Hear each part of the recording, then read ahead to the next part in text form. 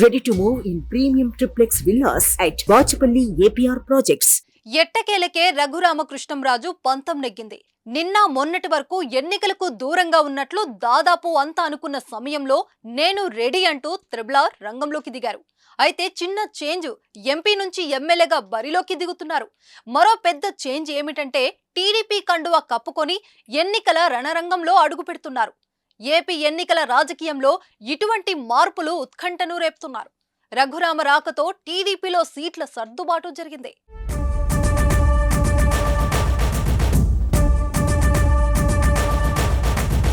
నర్సాపురం ఎంపీగా బరిలో దిగాలని చూసిన రఘురామరాజుకు కాలం కలిసి రాలేదు. బీజేపీ సీటు నిరాకరించడంతో ఆయన టీడీపీలో చేరారు.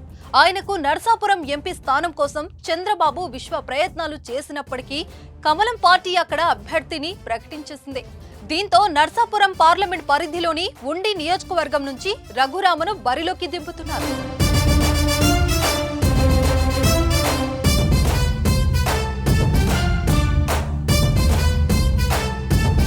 ఎంపీగా గెలిచి 5 ఏళ్ల పాటు వైసీపీకి దూరంగా ఉంటూ వచ్చిన త్రిబుల్ శుక్రవారం తెలుగుదేశం పార్టీలో చేరారు.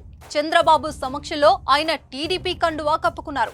టీడీపీ నుంచి ఉండి ఎమ్మెల్యేగా పోటీ చేసేందుకు సిద్ధమయ్యారు. ఇదిలా ఉంటే ఉండి నియోజకవర్గానికి తొలుత రామరాజు పేరును ప్రకటించింది టీడీపీ.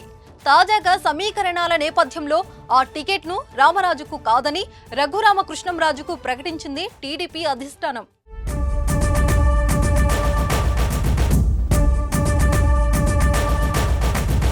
2019లో రఘురామకృష్ణంరాజు వైసీపీ నుంచి నర్సాపురం ఎంపీగా పోటీ చేసి గెలుపొందారు. ఆ తర్వాత చోటు చేసుకున్న పరిణామాలతో వైసీపీకి దూరంగా ఉంటూ వచ్చారు. ఏకంగా సొంత పార్టీ అధిష్టానంపైనే అనేక విమర్శలు, ఆరోపణలు చేశారు.